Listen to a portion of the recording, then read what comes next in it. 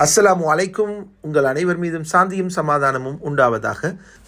நேற்று புதன்கிழமை சிரியாவின் டமஸ்கஸ் நகரில் நிகழ்ந்த இஸ்ரேலுடைய ஒரு கொடூர தாக்குதலை தான் நீங்கள் தற்போது பார்த்து கொண்டிருக்கிறீர்கள். இந்த தாக்குதலில் 3 இராணுவ அதிகாரிகள் பலியானதோடு 30 பேருக்கும் அதிகமானவர்கள் காயமடைந்தார்கள். சிரியாவினுடைய ஸ்வேதான்னு சொல்லக்கூடிய எல்லை பகுதியில் நடந்து வரக்கூடிய ஒரு உள்நாட்டு மோதலில் இஸ்ரேல் தலையிட்டிருப்பதை இங்கு காட்டுகிறது. துரூஸ் குழுவுக்கும் அந்த நாட்டு இராணுவத்துக்கும் இடையிலே நடந்து கொண்டு வரும் அந்த மோதல்கள் 2 தரப்பிலும் 350க்கும் அதிகமான மக்களின் உயிர்களை பலி கொண்டு விட்டது. இந்த நிலையில் அது தற்காலிகமாக நிறுத்தப்பட்டு ஓரளவுக்கு பேச்சுவார்த்தைகள் நடந்து கொண்டிருக்கும் நிலையில்தான் இஸ்ரேல் இந்த வாய்ப்பை பயன்படுத்தி ஸ்வேதாவில் இருக்கும் இராணுவத்தை கட்டுப்படுத்தக்கூடிய அந்த காரியாலயங்கள் என்று சொல்லிக்கொண்டு சிரியன் ஜனாதிபதி மாளிகைக்கு அருகிலே இருந்த அந்த இராணுவத்துக்கு சொந்தமான காரியாலயங்களை தான் இது குறிவைத்து தாக்கியிருக்கிறது. இஸ்ரேலுடைய இந்த தந்திரமான தாக்குதலுக்கு பின்னால் இன்னொரு சுயநோக்கமும் ஒரு உள்நோக்கமும் இருப்பதாக கூறப்படுகிறது. அதுதான் இந்த துரூஸ் கம்யூனிட்டியை சேர்ந்த சில ஜூஸ்கள் இஸ்ரேலிய இராணுவத்தில் பங்கேற்பதாகவும் தகவல்கள் தெரிவிக்கிறது. எனவேதான் அவர்களுக்காக இந்த தாக்குதலை அவர்கள் மேற்கொண்டிருப்பார்கள் என்று கூறப்படுகிறது.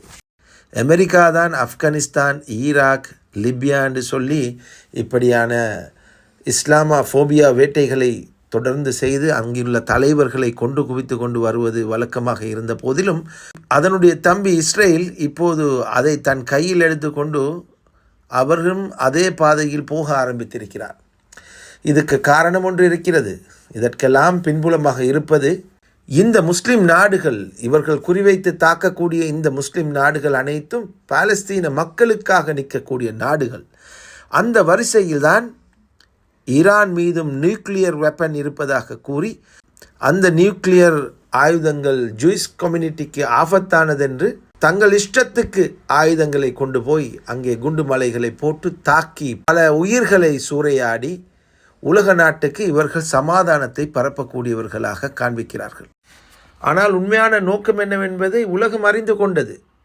ஈரான் பாலஸ்தீனில் அநியாயமாக கொத்து கொத்தாக கொண்டு குவிக்கப்படக்கூடிய அப்பாவி மக்களுக்காக 60,000 தாண்டிய அந்த அப்பாவிகளின் உயிர்களுக்கான நியாயத்தை கேட்டு பல்லாயிரக்கணக்கான பெண்கள், குழந்தைகள் உள்ளிட்ட அந்த படுகொலைகளுக்கான நியாயத்தை கேட்டு நின்றது.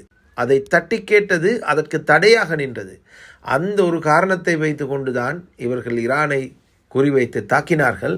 அதற்கு பிறகுதான் இப்போது ஒவ்வொன்றாக இப்படியாக எத்தனை முஸ்லிம் நாடுகளை இதை தொடர்ந்து தாக்க முனைவார்களோ புரியவில்லை.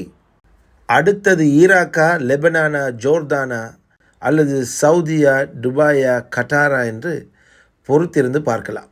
முஸ்லிம் நாடுகள் அனைத்தும் ஒரு அணியில் ஒன்று திரள வேண்டும் என்பதற்கான எச்சரிக்கை மணி அடிக்கப்பட்டிருக்கும் போதும் கூட இன்னும் முஸ்லிம் நாட்டு தலைமைகள் தூங்குவது போல நடிப்பது ஒருபோதும் அவர்களை எழுப்ப முடியாது என்பதற்கான அடையாளம்தான்.